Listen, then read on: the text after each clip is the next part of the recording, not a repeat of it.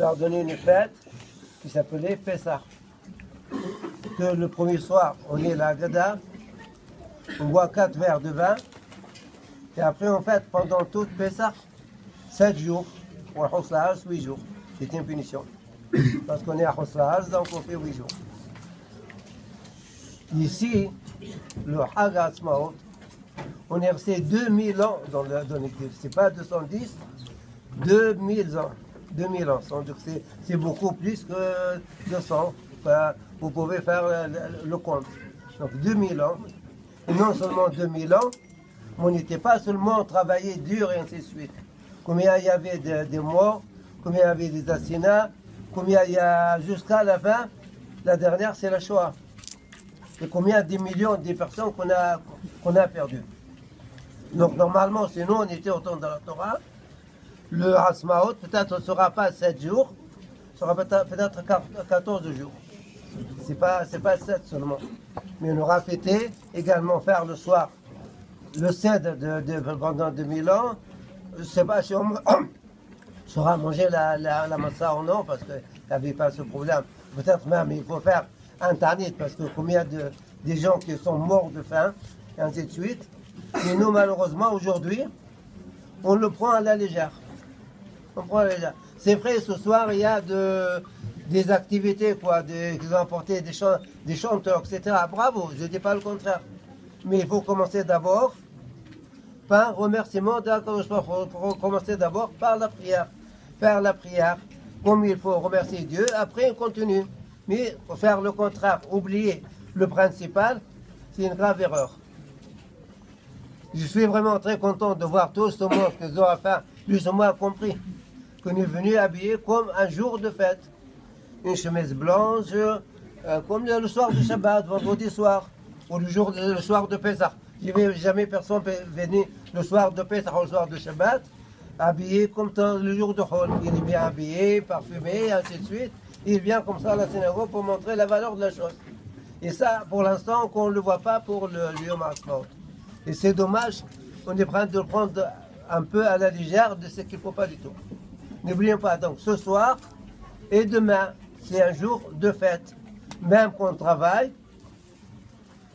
mais ça ne veut pas dire qu'il faut travailler. C'est permis, comme le jour de Purim. Le jour de Purim, on travaille, c'est permis de travailler, mais on ne travaille pas.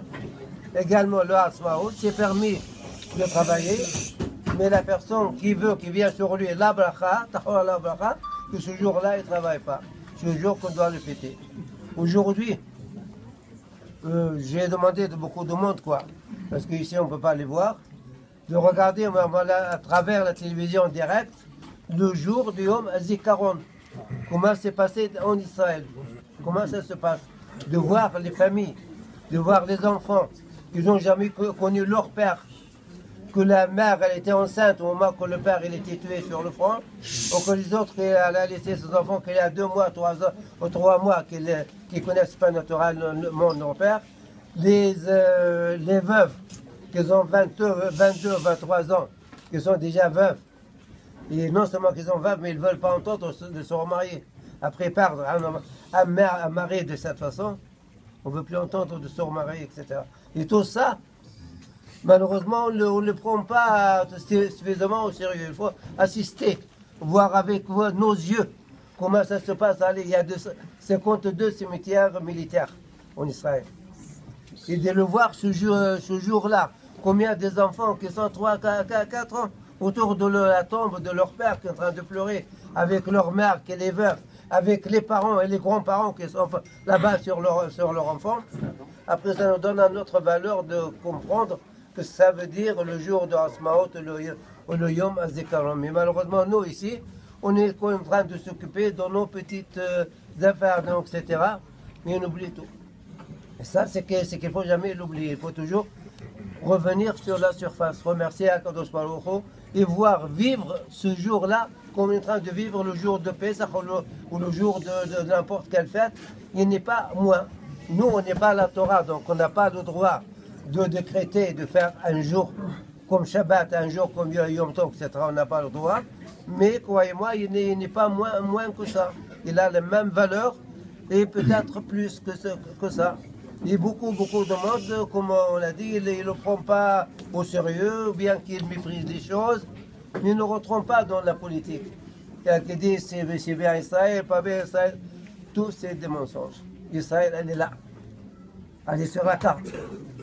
Il nous a donné, depuis qu'on a quitté l'Égypte, il a dit voici la terre, c'est à nous. Donc il y a été 2000 ans qu'il est malheureusement été parti de nous. Et maintenant on est en train de revenir. Tout l'exil est en train de retourner en Israël. Donc c'est à nous. On ne veut pas. Traduire comme tu veux, dire ce que tu veux. Il y a religieux, il n'y a pas de religieux, il y a anti-religieux. Mais ils sont en Israël. Ils sont en Israël. On raconte une vraie histoire naturellement. Avant l'État d'Israël, il y avait des kibbutzim, parce qu'aujourd'hui qui existent. Il y avait des kibbutzim qui s'appelaient de Shomer Israël. Ça veut dire qu'ils sont anti-religieux. Qu'ils ne pratiquent pas du tout. Il y avait le grand rabbin d'Israël à l'époque, qui s'appelait Rav Kook, et lui, ils s'en foutaient, religieux, anti-religieux, il va partir dans tous les kibbutzim, ce soit avec eux, il parle avec eux, il est bien. Un parmi les qui ne sont pas religieux là-bas, le kibbutz, il a posé une question à Rav Kook. Rav Kook, tu sais, moi je n'étudie pas suffisamment la Gemara. Mais c'est écrit dans la Gemara que le Mashiach il vient dans une génération où tout le monde ils sont dans la Torah et tout le monde ils ne sont pas dans la Torah. C'est vrai, c'est écrit comme ça. Alors il dit écoute, nous on est la majorité en Israël, nous ne sommes pas religieux. Combien vous êtes? Une petite poignée qui sont religieux. Alors devenez pas religieux, comme ça le Mashiach il vient. Le Rav Kook il a dit oui, c'est vrai, tu as raison, mais tu as oublié une chose. La personne qui défend Israël, la personne qui est prête de donner son corps, son âme, mourir pour le peuple qui habite en Israël, c'est la mission la plus grande. Donc vous, que vous prétendez, vous n'êtes pas religieux. Vous êtes plus religieux que moi. Je suis jaloux de vous.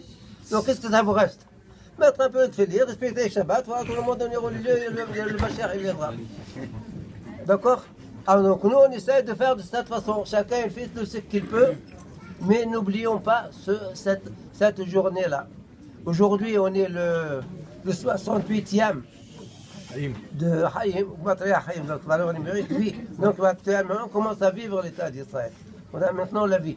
Alors il ne faut pas la reprendre la vie. La vie c'est que nous qu'on continue, que nous on prend ce chemin, qu'on essaie d'enseigner à nos enfants. Notre histoire qu'on ne la connaît pas, aujourd'hui on pense comme ça, c'est sais pas quoi, quelle date française, de n'importe quelle fête. Tout le monde dit, ils vont répondre tout de suite. Ils la connaissent l'histoire. Mais notre histoire à nous, on ne la connaît pas. Notre histoire à nous, on ne la connaît pas. C'est une grave erreur qu'il faut songer à tous nos enfants, notre histoire. Quand est-ce que ça? Attends, je vais vous montrer le calendrier, quand est-ce? C'est pour moi, le 15 Nissan. Quand est-ce le Haragasmaot? Ah oui, voilà, la calendrier. Non, c'est Béyar. Quand est-ce je ne sais pas? Non, on ne le connaît pas, ne met notre calendrier. Ça, c'est des choses que normalement, il ne doit pas se faire. Notre calendrier, nos fêtes, notre histoire, quand est-ce c'est arrivé telle chose dans notre histoire, à nous, il faut le connaître. Donc, ça, à vous tous, Chag Sameach. C'est pas les chaînes là-bas. Cette année, Bazat Shem Birushalayim. Amen.